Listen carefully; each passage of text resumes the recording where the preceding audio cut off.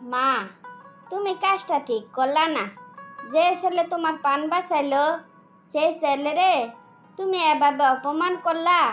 কাজটা তুমি ঠিক করলা না। কোনটা ঠিক কোনটা বেঠিক তোর কাছ থেকে আমারে শিখতে হইব। কয়েকটা টাকার জন্য যার তার কাছে আমার মেয়ের আমি তুলে দিতে পারি না। প্লিজ মা, রোহিতের সাথে তুমি এত বড় অন্যায় করো না। ওই হয়তো এত ভালো ছেলে না, কিন্তু এইটুকু বলতে পারি ওর ক্যারেক্টার মোটো খারাপ না। যে ছেলে সংসার বুঝে না এই ছেলের ক্যারেক্টার দুয়ে দিয়ে কি তুই পানি খাইবি? যত সব ফালতু কথা। মা, আমি তোমার চিকিৎসার জন্য এতগুলো টাকা আনছি। আমি জেনে বুঝে ওর সাথে এত বড় বেমানি করতে পারবো না। তার মানে তুই আমারে কি বুঝাইতাছস? জানি না শুনে এমন একটা ছেলের কাছে তোর আমি বিয়ে দিতাম? হ, ওর কাছে আমারে বিয়ে দিবা। বিপদের দিনে যে আমার পাশে ছিল, ভালো দিনে আমি তার পাশে থাকতে চাই। এটাই আমার শেষ কথা। ঠিক আছে, জীবনটা তোর, তাই তোর কাছে যেটা ভালো মনে হয় তুই সেটা কর। আমি আর তোরে কিচ্ছু বলবো না।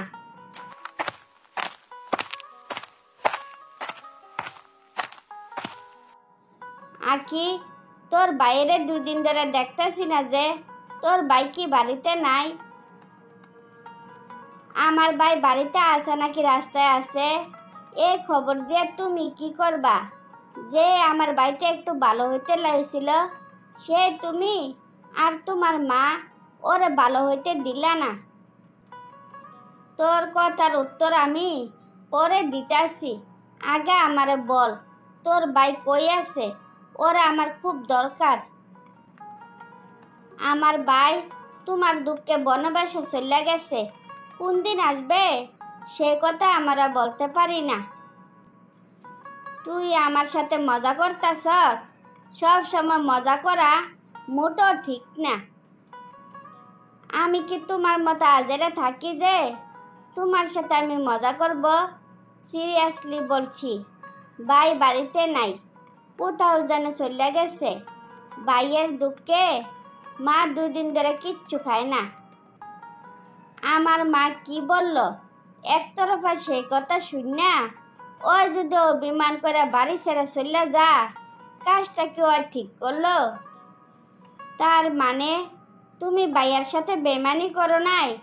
তাইলে ভাইয়া শুধু শুধু তোমারে ভুল বুঝছে। ভুল বুঝক আর নাই বুঝক, ওই যখন বাড়ি ফিরে আসবো তখন সাথে সাথে আমারে জানাইবি। কোনো ব্যাপার না, ভাই বাড়ি ফিরলে আমি সাথে সাথে তোমারে জানাই আসবো।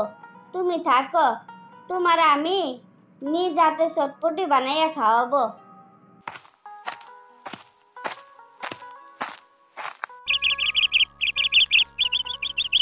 কি রে আকি, মারে দেখতাছি না যে? মা কি বাড়িতে নাই?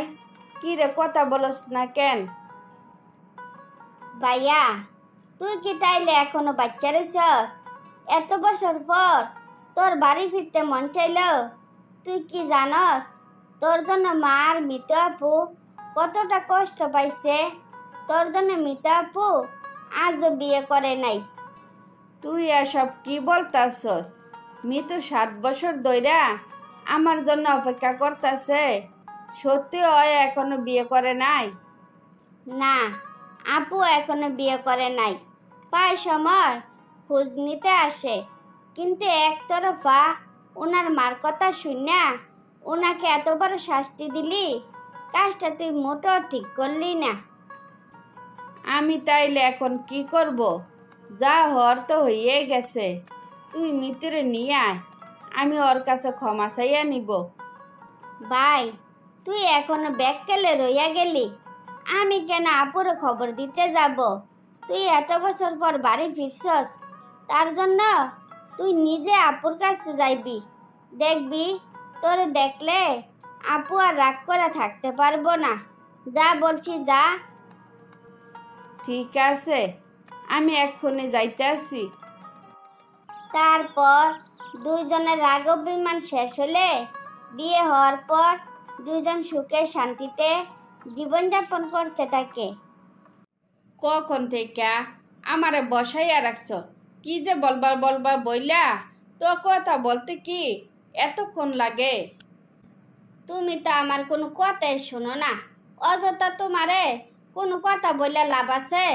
আমার কথা কি কোনোদিন তুমি ভাবো? তুমি তো সব সময় তোমার পরিবার নিয়ে পড়ে থাকো। বারে, পরিবার নিয়ে পইরা থাকি তা ঠিক আছে, কিন্তু তুমি তো আমার পরিবারের একজন, তোমারে তো আমি কম কেয়ার করি না। কি তুমি বলতে পারবা যে তোমারে আমি কম কেয়ার করি? এত কেয়ার টেয়ার বুঝি না, আমি আর যৌথ পরিবারে থাকতে পারবো না। ভালো ভালো আমারে তুমি আলাদা কইরা দাও, নইলে আমি বাপের বাড়ি চলে যাব। সি রূপা সি, তোমার কাছ থেকে আমি এসব কথা আশা করি নাই। সত্যি কথা বলি, আমি তোমারে খুব ভালো জানতাম, কিন্তু তোমাকে খারাপ বলবো না, তারপরেও বলবো, অকারণে সংসারে কোনো অশান্তি করো না। তুমি অশান্তির কি দেখছো? আমার কথা যদি না রাখো, আমি আমার ছেলে মেয়ে নিয়ে সুজা বাপের বাড়ি চলে যাব। তখন বুঝবা অশান্তি কারে কয়, কত প্রকার ও কি কি। আরে বোকা, আমি কার সাথে আলাদা হইব? আমি যদি আলাদা হইয়া যাই, মা তাহলে থাকবো কোথায়?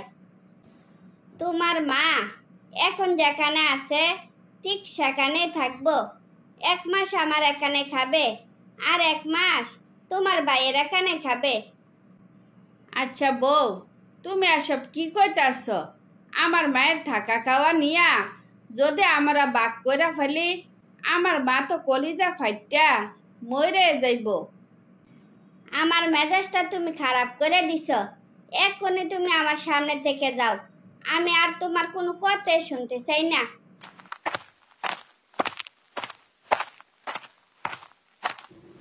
কি রে নাহিদ, কি হয়েছে তোর? মনমরা হইয়া বসে রয়েছিস কেন?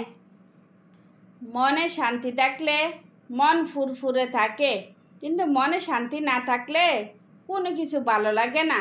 আমার এত ভালো বউডার হঠাৎ করে যে কি হইল বুঝতাছি না। তোর বউর আবার কি হইল? শরীর খারাপ নাকি?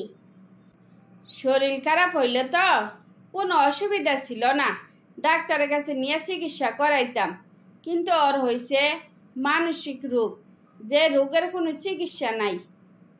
কি যে উল্টাপাল্টা কথা কস! এত ভালো একটা মেয়ে, ওর নামে বদনামি করতে তোর খারাপ লাগে না? আমিও তো সেই কথাই বলি, আমার বউটা কত সুন্দর করে সংসারটারে আগলাইয়া রাখছে, আমার মায়ের কত খেয়াল রাখছে, আর সে নাকি এখন বলে তারা আলাদা করে দিতাম।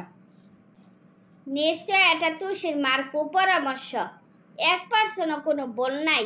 মাথা গরম না কইরা তোর বউরে বুঝা, নিশ্চয় সে বুঝবো। তোর মা তোর বড় করতে গিয়া যে কষ্ট করছে, তোর মারে এভাবে ভাগাভাগি করাটা ঠিক হইব না। উনি শুনলে খুব কষ্ট পাইবেন। বয়স হয়েছে, বাঁচবার কতদিন ক? আমরা ওরে কোনো দিন তুই করে বলি নাই, কোনো কিছুর অভাবে রাখি নাই, কোনো কিছু কম থাকলে আমরা কম খাই, তারপরেও যদি হয় আলাদা হইতে চায়, আর কি কিছু বলার আছে ক? যা, মন খারাপ করে না থাইকা বুঝাইয়া সুজাইয়া বউরে কন্ট্রোল কর। মা, তুমি কি আমারে ডাকছিলা? কিছু বলবা নাকি? হ বাজান, তোরে কিছু বলতে চাই। তুই আমার ছেলে, কোনদিন আমার কথার বাইরে চলস নাই। তাই আমি বলি কি, বউর সাথে ঝামেলা না কইরা তোরা আলাদা হইয়া যা। তোরা সবাই এখন বড় হইছস, সবাই সবার ভালো মন্দ বুঝস। এখন আলাদা থাকলে কোনো অসুবিধা নাই। মা, আমি আমাদেরকে নিয়ে ভাবছি না, আমরা আলাদা হইয়া গেলে তুমি একবার এই ঘরে একবার ওই ঘরে খাইবা, এটা আমার ভালো লাগবো না। পাগল ছেলে আমার, এই বয়সে আমারে নিয়া এত ভাবতে নাই। আমার এক জান এক পরাণ, কোনো রকমে মরতে পারলে হয়। আমার জন্য সংসারে অশান্তি হোক, আমি তা চাই না। এটাই আমার শেষ কথা। বউ বাপের বাড়ি চলে গেলে মাস শেষে টাকা পাঠাইয়া দিব। আমার মা খাবারের জন্য এই ঘরের দুয়ারে ওই ঘরের দুয়ারে দাঁড়াইয়া থাকবো, তা আমি কোনোদিনও দেখতে পারবো না। সরি মা, তোমার কথা এই প্রথমবার রাখতে পারলাম না, তার জন্য আমি দুঃখিত। তোমার দুঃখ প্রকাশ করা লাগবো না। তোমরা চাইলেও আর এই বাড়িতে থাকবো না। পেছন থেকে আমারে বলো ডাকবা না, কথাটা যেন মনে থাকে। মা, তুমি চুপ থাকো, ওরে যাইতে দাও। ওই ভুল সিদ্ধান্ত নিছে তো, দেখবা একদিন ওই নিজের থেকে ফিরে আসবো।